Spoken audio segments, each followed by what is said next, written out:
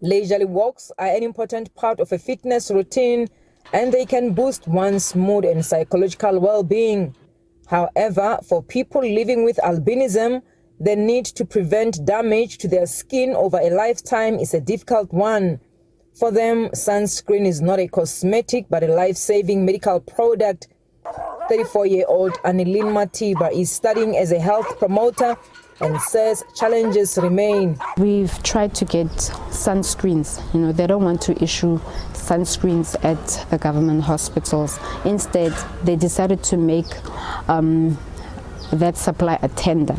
And we were fighting that the tender should benefit people with albinism. It should be a tender for people with albinism, because when you get the packages, like they use very cheap packages, that you can't even find at a shelf at ShopRite. There are also many hurdles they need to overcome regarding their participation in economic opportunities and employment in the country. I think that companies think that hiring people with disabilities is a burden because they know that they must reasonably accommodate us. For example, our computer must have large font for us to see, large bold font, not just large. The font must be large, it must be bold.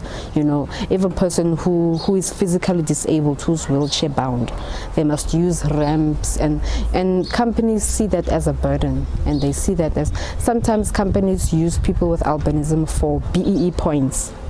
They just, for example, these learnerships, they just hire people for a year and then they are done, then they get BEE points, and that's it.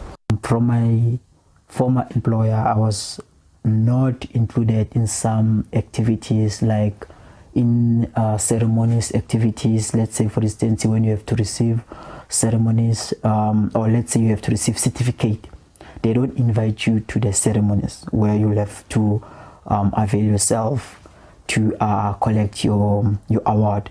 They don't give you that opportunity to collect the award, to climb the stage, to shine. They don't give you that opportunity.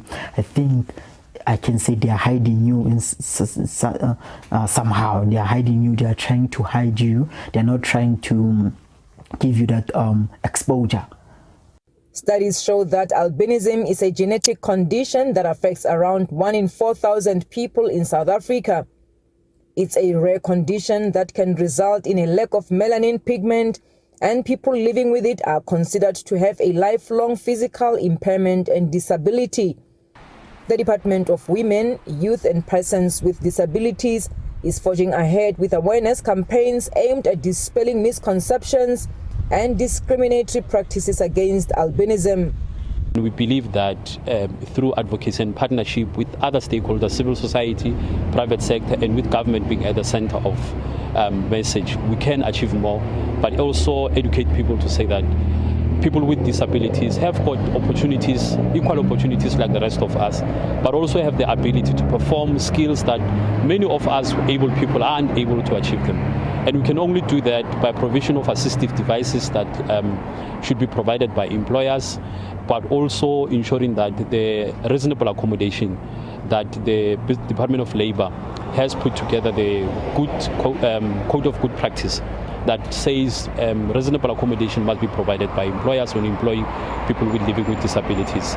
Selala adds that government plans to employ 7% of people with disabilities by 2030. Last year, Amnesty International and the National Albinism Task Force called on authorities to take immediate steps to protect persons with albinism against discrimination and advocacy of hatred constituting incitement.